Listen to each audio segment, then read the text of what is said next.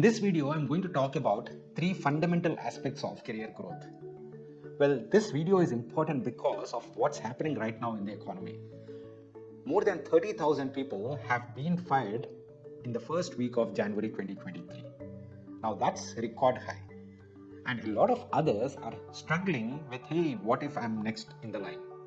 To be honest, yes, that's a potential scenario as well. And a lot of students have this uncertainty and all these things. So I thought I'll just make a video where I will walk you through what are some of the lessons that I have taken from the different rejections that I have faced over the decades. Well, it is definitely not an easy ride, but a lot of lessons. And if I have the luxury to look back at 10 years, the learnings make a lot more sense, and it basically builds my conviction towards these life lessons and career lessons. So let's go back to 2010. In 2010, I was working in India as a data analyst at Mu Sigma. Good company, good growth, but I still wanted that growth. And I was applying for top business schools in India, number one being ISB.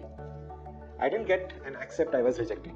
2011, I moved to the US. I applied to now all the top schools in the world.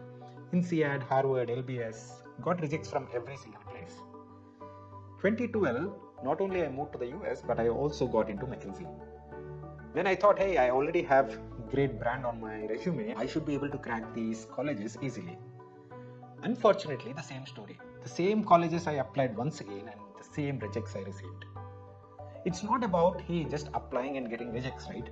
It's like, hey, the hope that you are looking forward to something, that magic will happen at the end of the year. But nothing of these things happened. 2010, 2011, 2012, for all these years, I had a simple agenda. Come back from office, laptop colo, and start writing essays. That's it. That was my whole activity for those 3-4 years. And when nothing happened in 2012, I was really dejected. And then I decided I'm not going to apply for any specific college in 2013. I took a break. I realized that, hey, I wanted to do something different. So I started exploring side hustles, part-time projects, part-time engagements, and I noticed that there was a school beside where I was living in the US, and I wanted to go apply for a part-time teacher role. They said, hey, you can go, come ahead, work here for the entire year. I took that offer. I worked there for 4 months as a full-time teacher.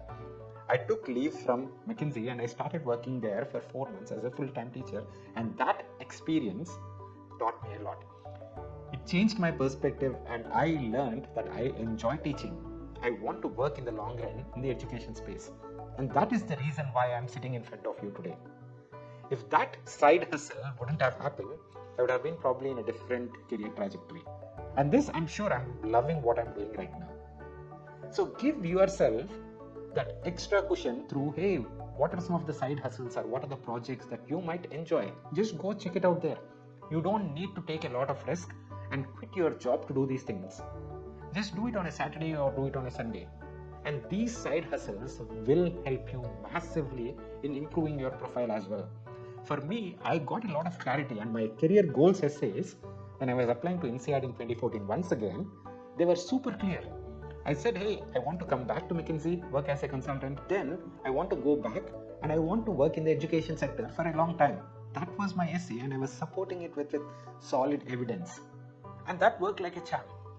This entire episode before applying to INSEAD was close to 7 years, but that last 1 year experience taught me a lot. And this 7 years is the time that I had to give to get to that 1 year stage. If there is one lesson that I can teach you from this particular entire episode, is give that time whatever it deserves. I took 7 years to get to INSEAD. Somebody else might have taken 3 years. Somebody else might have taken only 2 years. That doesn't take off any credit from what I have achieved. Right? We all take our own timelines. It's fine. As long as we are enjoying the process, as long as we are committing our 100% to it, it's fine. Go give something the time it deserves. Now, the immediate question in your mind is, hey, what if? What if I spend 7 years but nothing happens? Well, that's a fair question. We need to plan for contingencies as well. What's your plan A? What's your plan B? What's your plan C?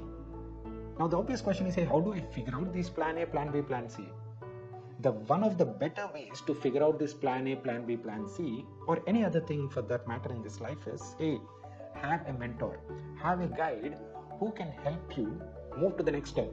somebody, he or she who already did what you want to achieve in the next 5 years. That individual can give you a lot of clarity with respect to how much time to spend and also what could be your plan A, plan B, plan C. Do not ignore the role of a mentor in your entire career journey. Unfortunately, finding a mentor itself is not easy. You need to spend that time on LinkedIn, you need to spend that time in office, build those relationships.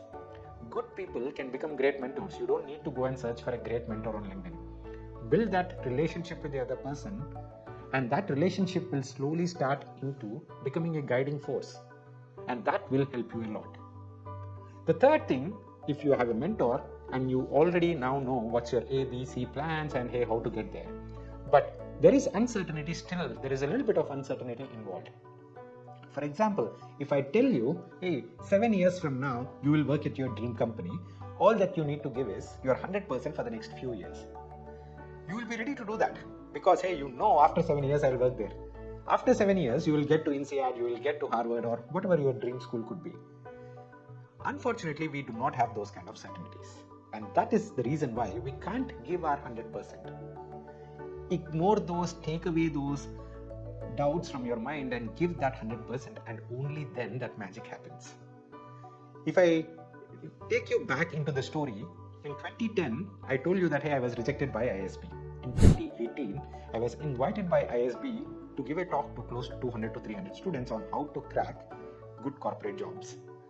Well, in 2010, I was deemed unfit to even be a student, and in 2018, tables turned. Tables will turn, it just takes a few years.